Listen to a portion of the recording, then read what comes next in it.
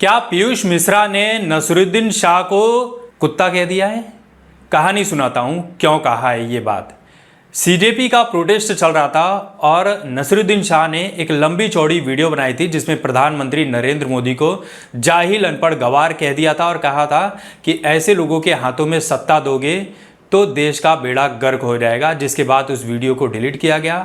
लेकिन एक रिपोर्टर नसीरुद्दीन शाह से जब इस बारे में सवाल करता है तो नसीरुद्दीन शाह अपनी जान छुड़ाते हुए नजर आए थे, उसका जवाब नहीं दे पाए। नसीरुद्दीन शाह का सभी को पता है कि जब से मोदी सरकार सत्ता में आई है, इन्हें इस देश में रहने से डर लगता था, लेकिन फिर भी उसके बावजूद ये देश छोड़कर गए नहीं।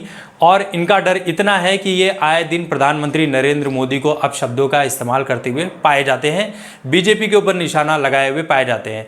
लेकिन इनका डर इतना है कि भारत में इन्हें इतना डर है कि ये देश छोड़कर जाते नहीं। तो इसी सीजेपी प्रोटेस्ट में जब ये अपनी बात रख रहे थे तो कहा था कि हमारे बॉलीवुड में भी बहुत सारे ऐसे लोग हैं जिनके मुंह में हड्डी पकड़ा दी गई है। वो कुत्ता होता है ना, जब उसके मुंह में हड्डी होती है तो तब तक वो भौंकता नहीं है, लेकिन जैसे ही वो हड्डी गिरती है तो वो भौंकना शुरू कर देता है। तो इन्होंने बॉलीवुड के बहुत सारे एक्टर्स के बारे में, एक्ट्रेस के बारे में इनडायरेक्टली तौर पर कुत्ता कह दिया था। अब झारखंड में जेपीएससी और जेएसएससी पेपर लीक को लेकर जो आंदोलन चल रहा है, यहाँ पर ना नसीरुद्दीन शाह दिखाई दिए, ना सोनाक्षी सिन्हा दिखाई दी, ना ऋचा चड्ढा दिखाई दी, और विपक्ष के लोग तो दिखाई नहीं पड़ रहे हैं क्योंकि वहाँ पर विपक्ष की ही सरकार है।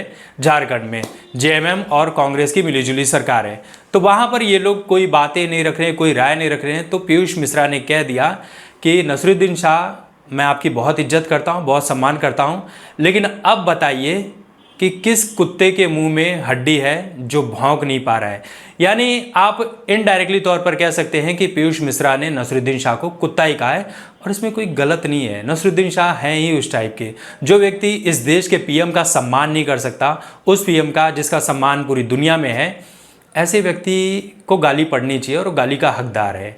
वो चाहे एक्टिंग की दुनिया में चाहे जो भी हो, मुझे तो एक्टिंग भी कुछ खास नहीं लगती है।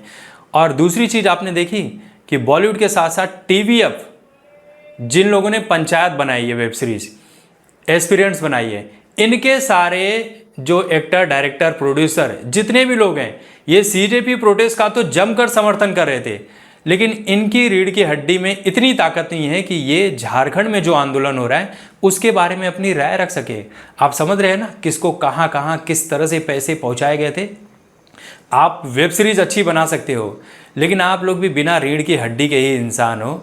ये टीवीएफ वालों का भी एक घिनौना चेहरा है जो अच्छी वेब सीरीज़ के नाम पर एक दोगलापन चेहरा लेकर भी घूमते हैं।